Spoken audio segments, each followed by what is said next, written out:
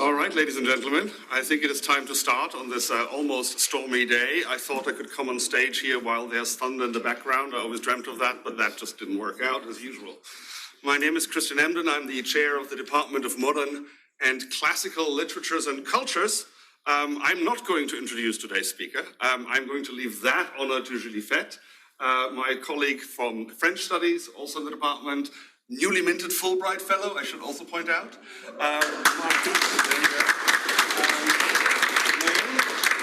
My own task is merely to thank the institutions, but also the people in the background who have made this talk possible. First of all, the Humanities Research Center for their wonderful financial contributions, of course, the School of Humanities, my own department, and last but not least, the program in Politics, Law, and Social Thought, which is directed by Peter Caldwell over there. And this is also part of an ongoing collaboration, of course, between the humanities and also the School of Social Sciences. We should not forget, however, that there are lots of people in the background that are almost invisible, that bring us into this room and that make online live streaming possible, including, of course, John Waterhouse and Éric Granquist, but also the staff in my own department, Leticia Gonzalez over there, and Amber Murphy, who couldn't join us today. So thank you again, everyone, for making this possible. And so without much further ado, Julie, I'm going to hand over to you. Take it away. So hello, everyone, and welcome to Rice University. I'm pleased to welcome to campus Éric Fassin, a French scholar who specializes in race and gender, intersectionality, minorities, immigration, sexual politics, populism, and on the nature of democracy more broadly. He is the author or editor of dozens of books and hundreds of essays on contemporary political debates pertaining to his research, such as same-sex marriage, the gender parity law in political elections, discriminations against Roma, or the uses of the word race in different political contexts. Fassin is originally or also a specialist of the United States, which is why his focus is often comparative and trained on transatlantic influences and relations. If you want to know about the ways French society is dealing with its own debates over racial profiling and police violence, or over the Me Too movement or the so-called cancel culture, for example, and the ways that these debates in France mirror or reject American discourses, he's your man. A sociologist at the University of Paris 8, he holds a joint position in the Department of Political Science and in the Department of Gender Studies.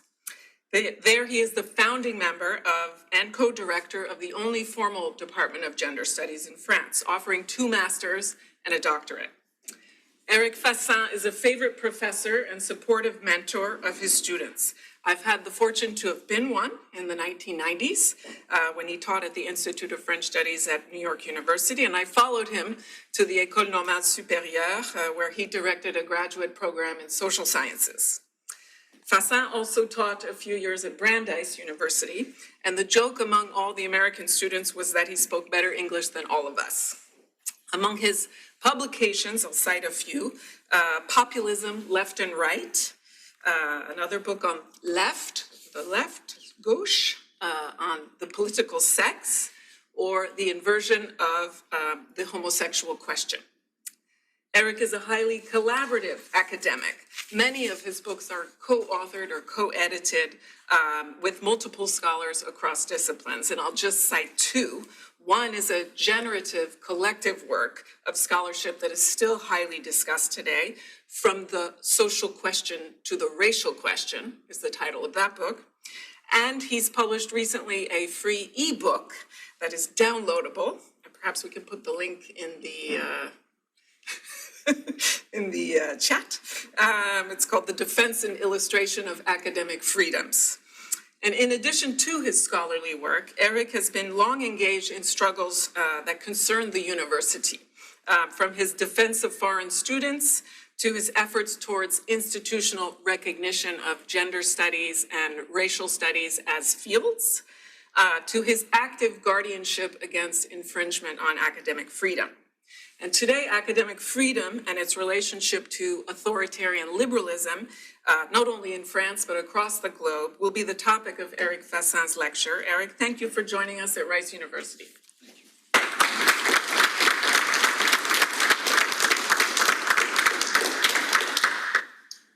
Well, let me try for the time. Thank you very much for this introduction, and thank you, Rice University, the different departments that have been mentioned, the institutions that have made this possible, but in particular, in addition to the colleagues and students I have met and will meet tomorrow, let me thank Julie. And I tend to imagine that, of course, I came here to congratulate her on her Fulbright, even though it was not part of the plan originally, but hey. I would like to start by saying that whereas I will be speaking from France, I will not be speaking only about France. One reason why I speak about France is because I live there. It's not just because I know things about France, it's also because I live there. And so since I'm talking about academic freedom, I'm directly concerned in the French and English meaning of the word. I'm directly involved in this battle about academic freedom. So I want to speak from France, but I very much believe that France is not an island, and that what is going on about academic freedom is something that concerns people in other countries, in Brazil, in Turkey, in Hungary, in the United States. So even when I speak about France, hopefully it's not just about France, but I will try to broaden the perspective, but still start from France. One element, as was mentioned by Julie, is that I work and have worked for 30 years on, let's say, minority issues in terms of gender, sexuality, race in particular, in a context which is not supposed to be very favorable to discussions of minority issues, that is the French context.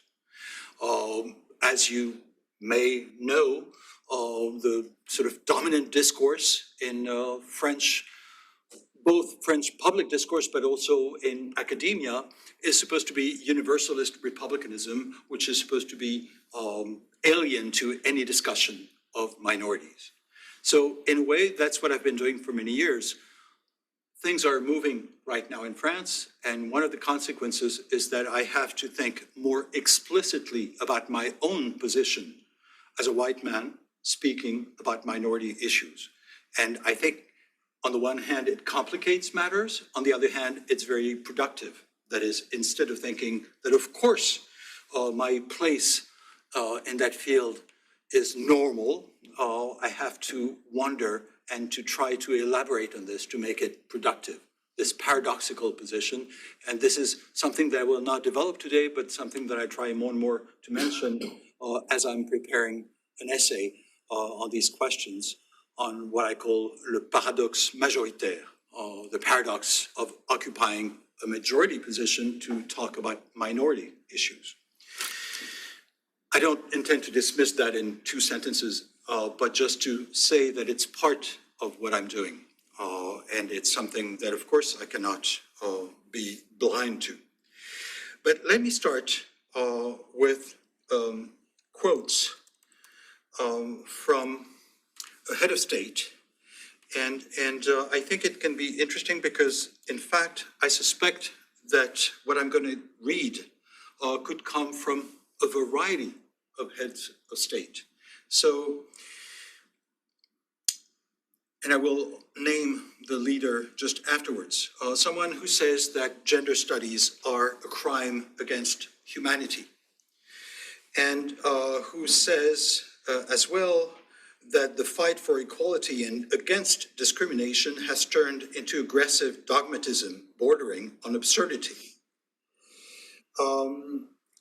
And that president complains that the works of great authors of the past, such as Shakespeare, are no longer taught at schools or universities because their ideas are believed to be backward. Because they're The classics are declared backward and ignorant of the importance of gender and race. In Hollywood, memos are distributed about proper storytelling and how many characters of what color or gender should be in a movie. Saying countering acts of racism is a necessary and noble cause, but the new cancel culture has turned it into a reverse discrimination, that is, reverse racism. And then goes on to quote Martin Luther King's famous speech, "I Have a Dream," quoting Martin Luther King favorably. And the debate over women's rights has turned into a perfect phantasmagoria. And people want to abolish these concepts of men and women altogether. And anyone who dares to mention that men and women actually exist, which is a biological fact, risks being ostracized. And there's this new speak created by gender ideology that replaces words such as mother and father with parent number one and parent number two, etc. And so you cannot talk about human milk, etc. So you probably have heard this before. I imagine many of you have. Now, what is interesting is that this comes from Vladimir Putin in October. And I wanted to start from there because, in fact, we're not talking about something that is completely separate from the political news that we read about daily. What I will be talking about is very much enmeshed in this story that is unfolding over there in Ukraine and in Russia, but also it's part of the stories that are unfolding throughout the world. So even, again, when I'm talking about France, I'm not just talking about France. This could have been Trump. This could have been Bolsonaro in Brazil. This could have been many people in France, starting with Éric Zemmour, one of the leading candidates in the upcoming presidential election. So I wanted to start with that to remind you that France and the other countries are part of the same world. And I'll try to say more about this. But let me start with France. In June 2020, the president, Emmanuel Macron, in Le Monde, confessed that really academics are breaking the Republic into pieces because these academics, they're talking about race, they're talking about intersectionality and about the racialization of social issues, etc. And this, he said, leads to secessionism. And this was 3 months before a discussion started in Parliament about a new law against separatism. That was a starting point, which was interesting as a paradoxical recognition of the importance of academic work. Paradoxical, of course, because this was not meant in a good way. This was a hostile comment, but it was still a recognition because, in fact, these sentences quoted in Le Monde came a few days after the first demonstration organized in Paris after the first lockdown by the Comité Adama Traoré on race, on racial issues, and in particular on racial discrimination in France, and a few days before their second major demonstration, which was to take place Place de la République. Symbolically, of course, that is not outside of the Republic, in the center of the Republic, symbolically. So the president, in many ways, was saying what is going on in society has consequences. What is going on in academia has consequences in society. That is an unexpected recognition. Usually, we expect to be told that we're irrelevant, that what we do doesn't matter. The president is saying that basically academics are perverting youths, which I personally took as a compliment. And so I'm considering having a t-shirt saying that. Now, this, I think, is why we have to take seriously attacks against academic freedom. In a way, we may be tempted to think, well, it doesn't matter. We are reminded, yes, it does matter. And I will try to explain why in more detail.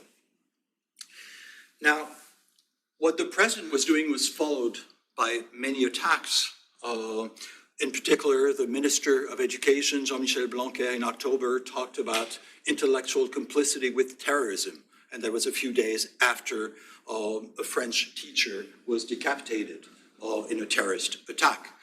And so, in many ways, he was saying that critical thought in academia is partly responsible for such an attack.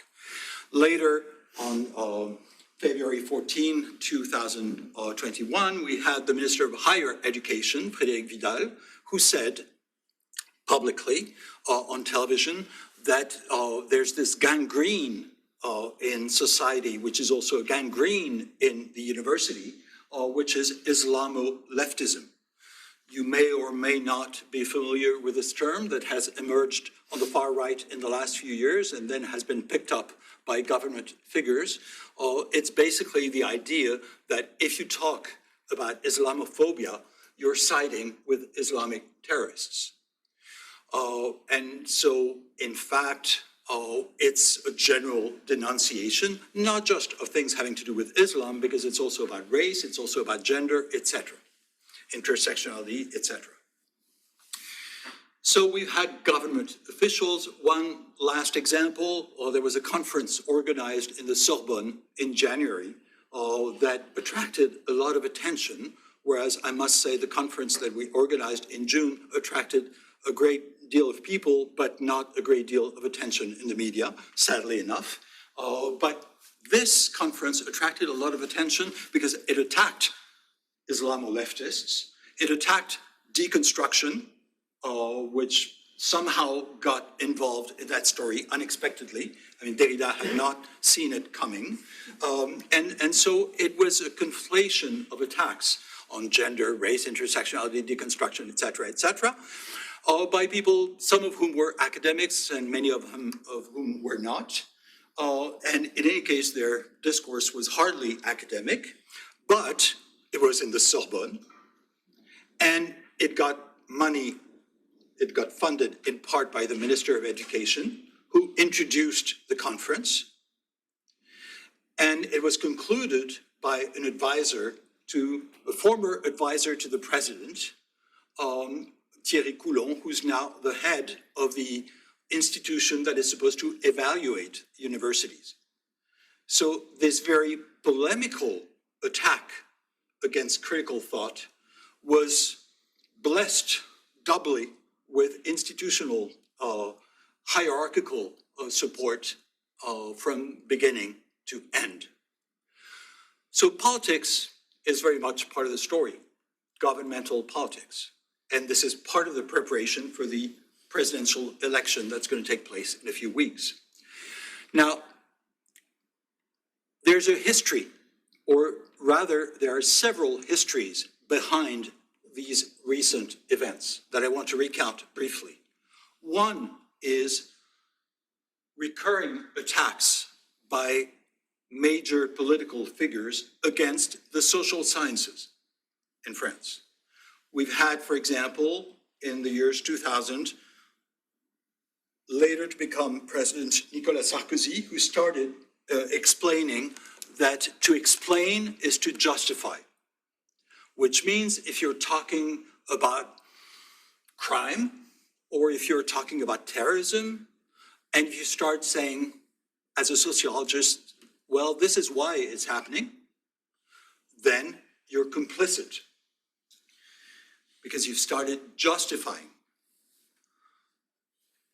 This argument was then picked up with the very same words by later to become Prime Minister Manuel Valls. So on the two sides, right and left, you had the same argument. The social sciences are part of the problem. When they analyze problems, they justify them and therefore make them worse. That's one history that has to be borne in mind. That is basically today, it's still what we hear about. Second history is that of the mobilizations against gay marriage, le mariage pour tous,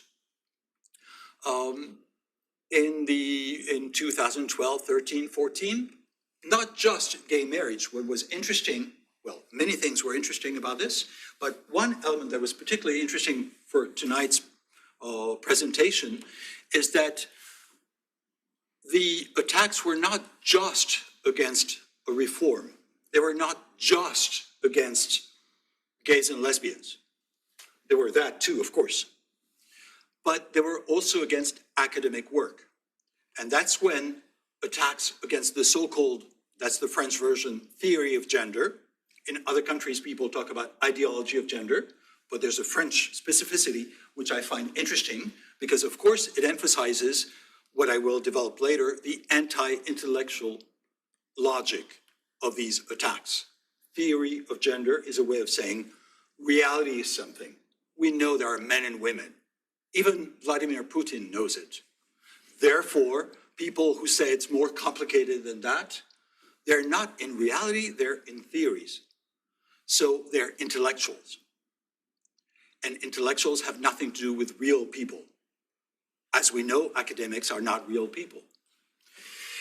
That's the argument, and I think it's a very powerful one politically, and I will return to that. So the attacks were not just on gay marriage, they were also on the theory of gender, with people demonstrating with signs saying, don't you dare touch our gender stereotypes, for example, or there are no eggs in testicles, or other interesting slogans, which meant you cannot confuse biology and sociology. And biology comes first. Men, women. Remember Putin. So what is interesting is that in some ways, this also prepared what is happening now in France. There's a third element, which is that these attacks, with the same terms, Islamo-leftism, intersectionality, post-colonial, whatever, decolonial, whatever, all this. And when I say whatever, I mean that, for example, people who talk about decoloniality, they don't say decoloniality, they say décolonialisme, or post-colonialisme, as if they were talking about Marxism, which of course is the explicit reference in many of these attacks. So knowing about these issues is not a precondition for talking about them. On the contrary, in fact, ignorance, you can see in the vocabulary, even when the minister or the president attack, they don't know how to use the words that they're attacking. For example, the president talked about les discours racisés, which means nothing in French. That's one example, but you also have all these people who complain about the fact that we're talking about systematic racism. Whereas it's not systematic, it's systemic, which makes a difference. It's not all the time, all over the place, but it's structural.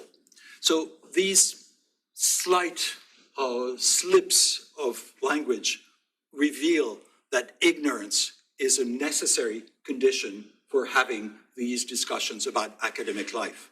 Because if you start knowing what it means, then it's more complicated. And the idea is not to make it complicated, but just to say these people are complicated. So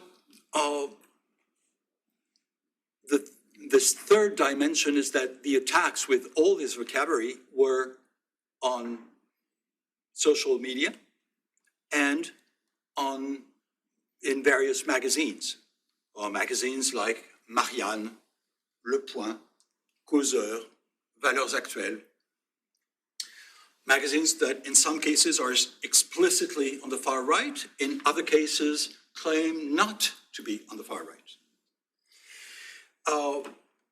What this means is that in many ways the president and his ministers have picked up elements of discourse that they found in magazines.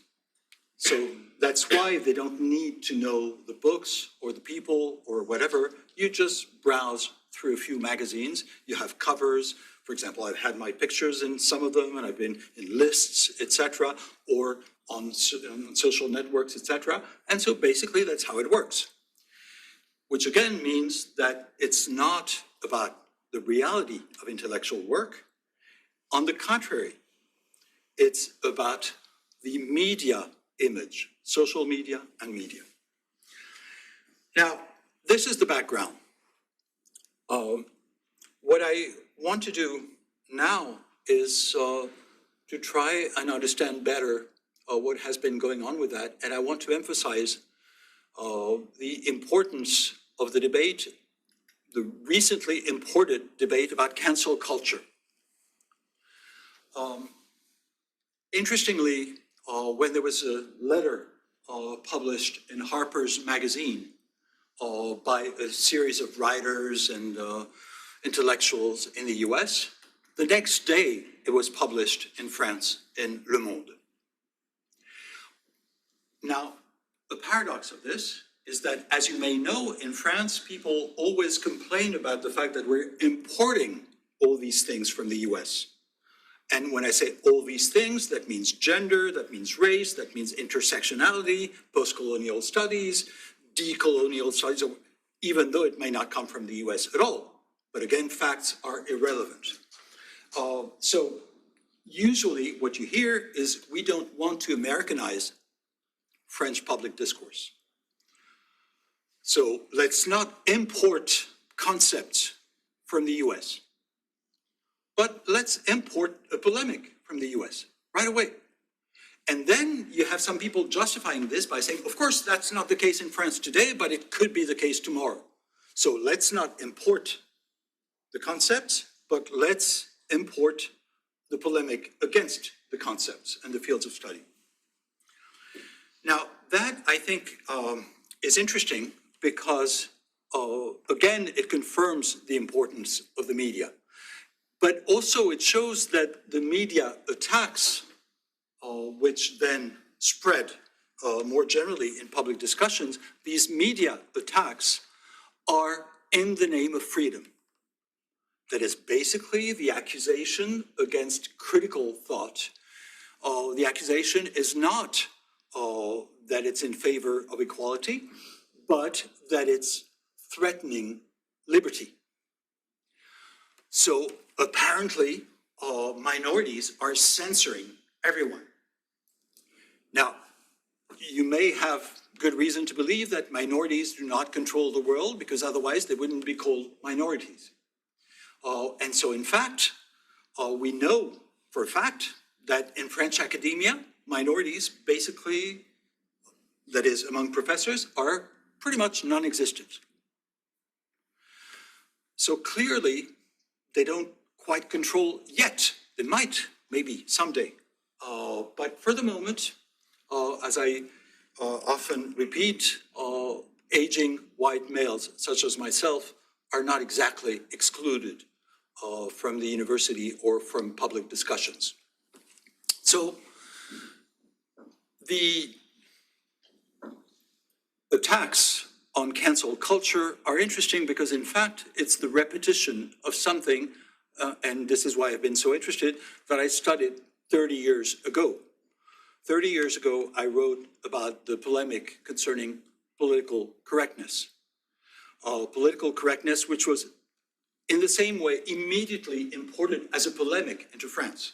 That is basically the idea that you cannot say anything any longer, that basically you're not free to say what you think because minorities will immediately attack you, etc. Well, we've been there before. That's 1992 in the US and immediately in France, including importing the word politically correct, or pronounced in French, or francisé, made French by saying le politiquement correct, and or abbreviated to show that you're cool and you know about American culture, even though you're criticizing it, PC. So in fact, it's exactly the same story. The idea that on campuses, you have what some people called left-wing McCarthyism. And this phrase, for example, which was coined at the time of the PC controversy, was circulated again about cancel culture. So left-wing McCarthyism seems to be a recurring feature. Apparently, there's no such thing as right-wing McCarthyism these days. Now, of course, if minorities don't hold all the powers, at least in France, that means that you can also see censorship, and you're more likely to see censorship on the part of right-wing institutions, but that's never called cancel culture. For example, we had to mobilize very massively, collectively, because a conference in 2017 was going to be canceled by the institutions that presided over this because it was talking about intersectionality. And so we had to reach the minister, the then Minister of Education, the Socialist Minister, Najat Vallaud-Belkacem, etc., in order to have this conference take place, even though it was supported by 9 different research centers. That's one example, but there are many, and of course this goes on today as well. It's not always censorship, it can be just pressures, but the only pressures that you will hear about are the pressures that are supposed to come from minorities. For example, you have philosopher Sylvia Nagasinski, who was going to give a talk at Bordeaux University, and there was a poster by by a couple of associations on campus who said that it was a scandal because he's homophobic and transphobic, and so they canceled. And so it's supposed to be the fault of this tiny group of people. That is the university. Basically, when you have a poster saying we don't want her to come, that's enough to cancel everything. Of course, that's not exactly how it happened, as you can imagine, and I will not go into detail, but these are recurring stories.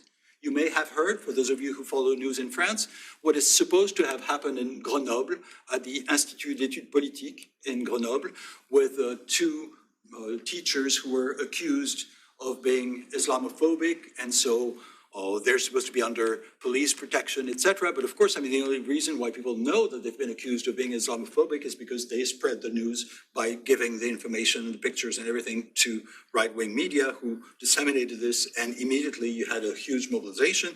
Whereas when the director of the research center was harassed online with death threats, anti-Semitic attacks, and sexist, and etc., that you haven't heard about because the media don't talk about it. So I'm giving all these examples to give you a feel of the atmosphere. And I think the media play an important role in this, and this is something that I want to explain a bit more now. It's not that the media are systematically right-wing. Quite a few of them are, and they tend to dictate the terms today. We've had, for example, the development of CNews, which is a sort of French Fox News. So we have elements that are not unknown to you here. But I want to be a bit more specific, and I will take a personal example. I've started using more and more first-person examples because, in a way, that's what I know best. Being invited by Radio-Canada to talk about a letter signed by the Minister of Education in Canada and the French Minister of Education against les assassins de la mémoire, the murderers of memory.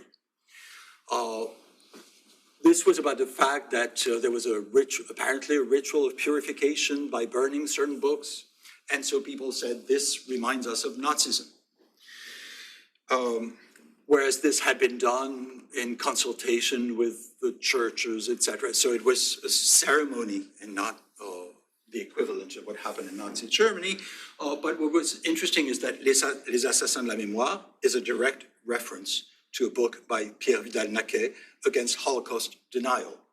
So the accusation is that basically people who are now denouncing, for example, the extermination of native populations, they are equivalent to Nazis, which is an unlikely comparison, because basically the Nazis haven't been exterminated, as far as I know, or they have been on the other side of extermination.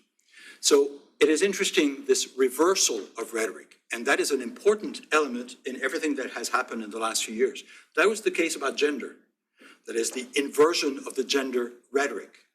But it's also something that you find today on race. That is something that you find all over the place. The far right today in France claims to embody resistance in reference to the history of World War II against Islamo-leftist collaborators who side with Nazi occupiers, that is Muslims, etc. So the rhetoric is systematically upside down. And this is something that we saw as well in the attacks against gender studies, etc. So I think the rhetoric of inversion is very important. But there's more to this that I want to emphasize now. I think one reason why the battle is so fierce is because it's not just a battle about academia. It's a battle about intellectual life, about critical thought, about people thinking for themselves. Because critical thought, which hopefully is what universities are about, is not spending your time criticizing this or that, but providing tools so that people can think for themselves, not be told what to think. That is, not take for granted things that are given in the public sphere. So instead of assuming that what we hear is the truth, questioning things. So the battle is about the truth. And this is where the Radio Canada example, I think, is interesting. I was invited to participate in this discussion, and I accepted. They said, and we want you to have a debate with this man who in France has started writing against race and all that, and who's compared me to Hitler. And I thought, I'd rather not. I have no particular interest in having a discussion with someone who thinks that what I say about race is comparable to what Hitler said or did. Basically, I don't agree. And I don't see a point in having a conversation like that. But in fact, they said, oh yes, of course, and so we're going to change that. And so at the last minute when the show started, they sent me a text message saying, oh, by the way, you're not invited any longer. Which I thought was very interesting, because what it meant is if you accept the terms that are given to you, you're invited because it's a debate. When you say you cannot have a debate with someone who's comparing your arguments with Hitler's, then you're not a democratic person who likes to engage in a debate. And I've seen that more and more in the last few years, whereas I used to be called upon because I like to engage in debates. When I say this is not a debate, because you cannot just say anything that goes through your mind and that is defamatory and all that, then you're not invited any longer. And this is one example, but there are many examples, and I'm not going to bore you with a long list of those. So I think what happens is that in many ways, the media have continued organizing what they're doing around the form of the debate. Whereas it's not a debate any longer, as people have learned in the US with Trump. That is, basically, it's not a debate where people are presenting arguments.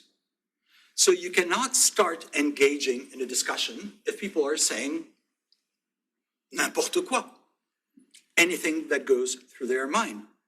So the issue is the status of truth.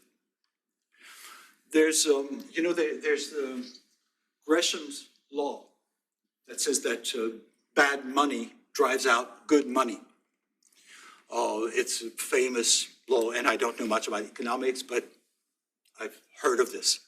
I think the same goes for public discourse. Bad money drives out good money. That is, saying anything that is absurd and provocative attracts attention. And if you start elaborating an argument, and I'm not even saying about using 30 minutes to explain something, or 5 minutes, or even 2 minutes, but whatever you say that doesn't attract attention as much as if you start comparing someone to Hitler, that's not as interesting. So the form of the debate has been maintained by the media, even though it's not a real debate.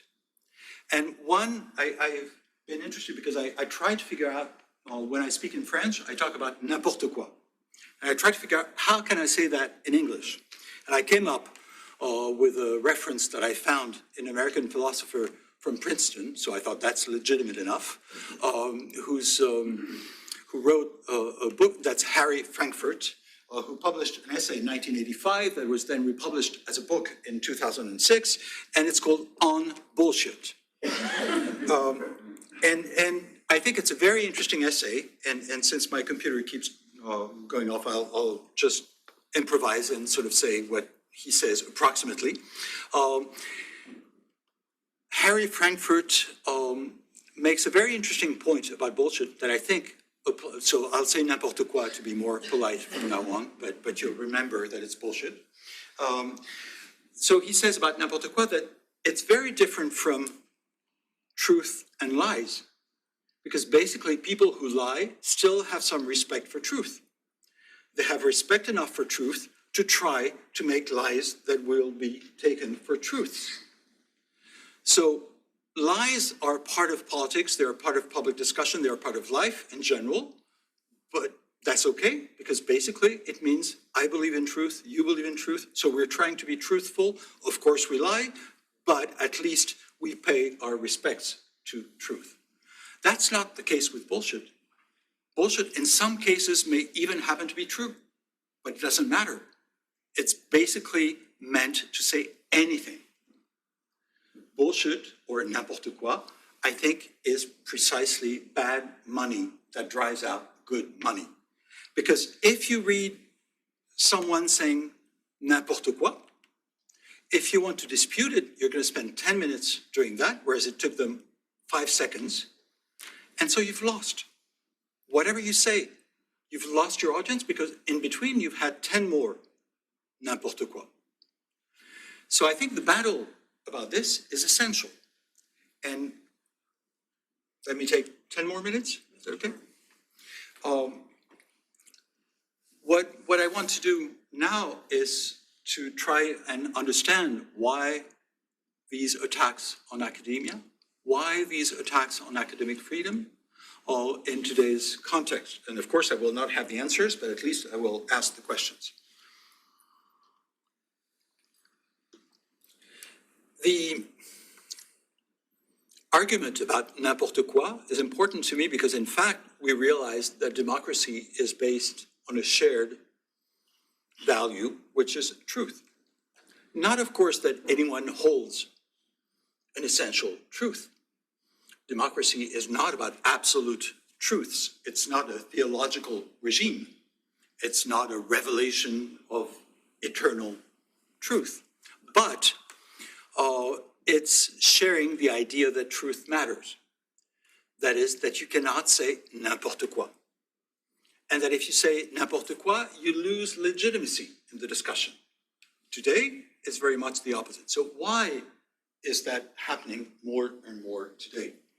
There have been many people who've insisted on the role of the media, of social media, etc., that is instruments. But I want to make it more of an ideological argument. It is about democracy. Anti-intellectualism is anti-democracy. That is basically, if you believe in democracy, you want people to be intelligent. If you don't believe in democracy, you'd rather they weren't. So the battle about education, the battle about the university, is a battle about democracy. And this is complicated because, of course, academics can be accused, and sometimes rightly so, of being elitist, which doesn't sound exactly democratic. And indeed, academia is also a place of exclusion that excludes many people, in particular minorities.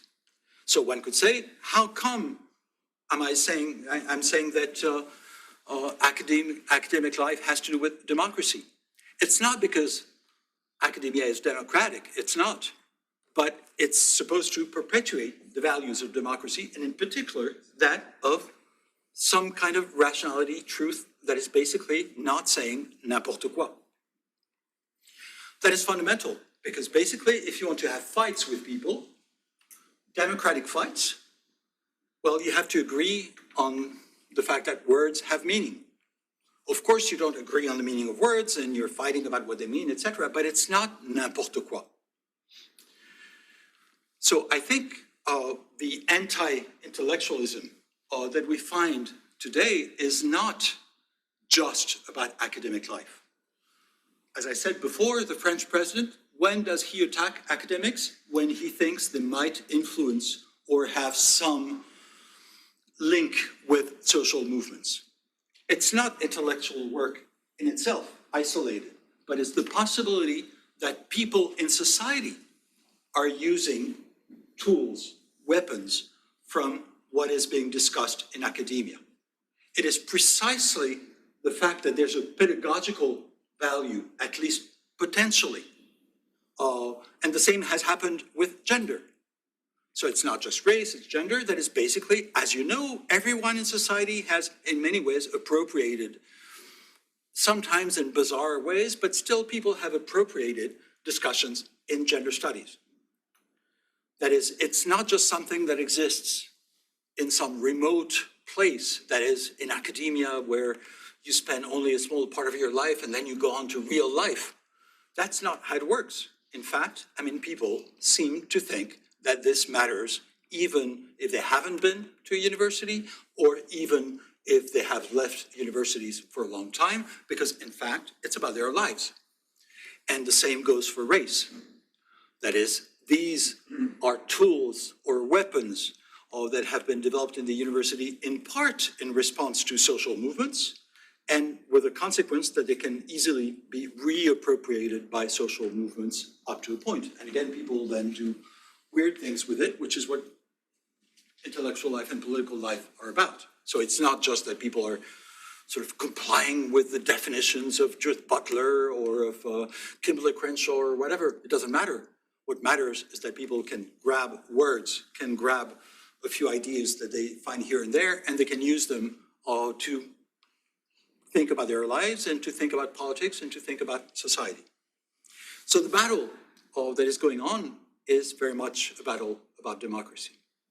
Now, how come democracy is not such a good deal any longer? Basically, how come we have regimes that have become more and more authoritarian? Of course, we sort of expected that. I was born in France and I've lived most of my life in France, and so I sort of implicitly assumed that some countries, including France, were sort of essentially democratic. I have changed my mind about that a while ago. That is, I never articulated this very naive idea, but I think it was implicit. That is, of course, we knew that, for example, in Latin America, they had problems and dictatorships and all that. But in France, we didn't have that. Of course, forget about World War II, but that was an exception that doesn't really count. That's been the argument. Now, I think what is interesting is the continuity between different countries.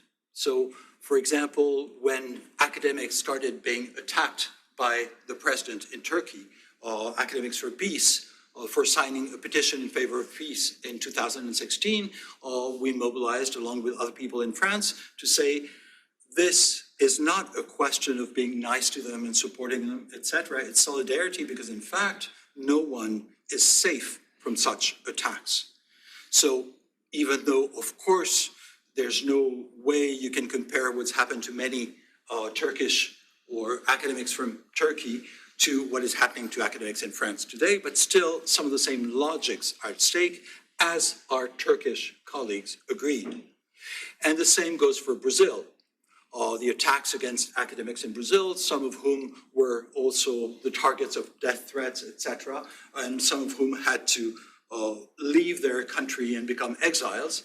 Well, it's in many ways a story that is, of course, much worse than what is happening in France or than what is happening in many other countries, but the same logic is at stake, as they very well understand. And we could go on with many other examples. So I think that when we're talking about Brazil, we can think, well, there was a dictatorship not so long ago, so of course there's continuity. When we're talking about Turkey, we think, well, Turkey, and etc. But more and more, what strikes me, and I started with Putin, but what I said about Putin was just to show that you find exactly the same discourse, including in France. So it's not exotic. I didn't use Putin, as you know, I'm sure, I didn't use Putin's reference as a way of making this look exotic, but on the contrary, to show that the same thing is happening in different places. Now, if we go back then to all these situations, we see that it's not just in illiberal countries, but it's also in liberal countries, or officially, ostensibly liberal countries. For example, in Britain, attacks on critical race theory. Who would have thought that Britain, with long traditions of rights and etc., would have these attacks? Who would have thought that France would have all these attacks by the government and that no one would care? We're supposed to be a country that has, in some ways, invented the figure of the intellectual, the Dreyfus Affair and all that business. So we're supposed to be on the good side of democracy, right? Now, what is interesting is that today there's no clear-cut division between liberal and illiberal countries on these attacks, on these illiberal attacks against academia. What I want to insist on is the fact that these attacks come at a time when the question of liberalism, in the sense of rights, is very much eroded. If you compare with 1989, as you may remember or have heard, depending on your age, in 1989, the idea was that this was the end of the Cold War. And so basically, who had triumphed? The West. Why? Markets and rights. Basically, it was economic liberalism and political liberalism. The two were supposed to go hand in hand. As we've seen in the case of Europe very clearly, this convergence of markets and rights, that is of economic and political liberalism, it has started dissolving. One test has been immigration. The handling of migrants by Europe is anything but liberal. Basically, pushing people back illegally into the water so that they drown is not exactly a liberal measure. Or not letting in African students from Ukraine, but letting in white Ukrainians. All these elements do not go in the direction of a liberal regime. So the illiberal turn of neoliberal regimes, I think, is a very crucial element. There's no clear-cut distinction not only between countries that are supposed to be naturally democratic and countries that are supposed to be prone to anti-democratic politics, but also between the countries that are officially liberal and countries that are officially illiberal. The differences are eroding, and in fact, neoliberal authoritarianism, I think, is one feature. In France, you can see that in the last few years with a rise of police violence, not just against racial minorities in the banlieue, but also against demonstrators, be they yellow vests or students or workers, etc.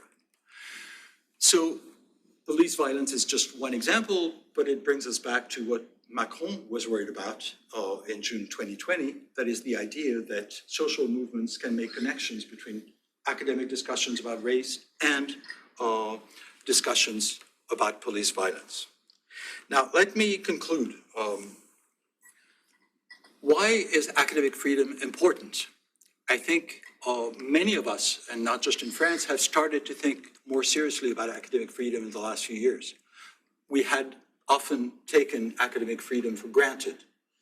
And it's interesting that there should be this discussion about McCarthyism, because of course McCarthyism has to do with a serious reflection on what academic freedom means, since many professors lost their jobs as a consequence of McCarthyism. So why is academic freedom important?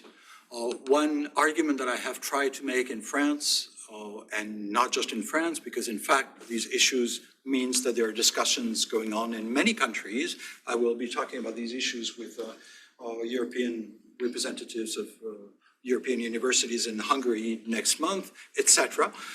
So what is going on with all this?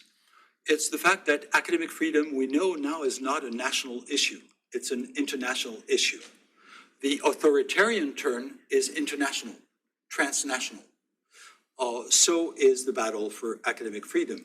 And the battle for academic freedom, and I want to insist on that, is a battle against anti-intellectualism. But anti-intellectualism is not just the problem of intellectuals.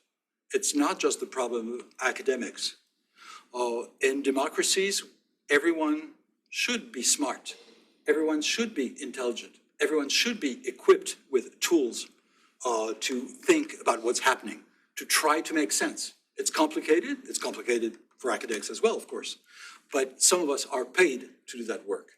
And I think that is what is at stake. Again, it's not just an elitist defense or a corporatist defense of my profession, but it's a defense of democracy. And this I say here in an academic setting, but I also say it in non-academic settings. For example, I will say that on April 4th, in a public event organized called Liberté, Égalité, Antiracisme, a public meeting that starts from the fact that in the current presidential campaign that will end on April 10th, there's a lot of discussion of racism, but no discussion of anti-racism, except to say that anti-racism is a new form of racism. So that's in the context of these inversions, in this context of n'importe quoi or bullshit, that I think fighting for the idea that words matter, that bad money shouldn't drive out good money, that is bad thinking shouldn't drive out good thinking, that is people trying to think and not just to use slogans. That's why I think this battle is not just about academia. Anti-intellectualism is everyone's problem in democracies. Thank you.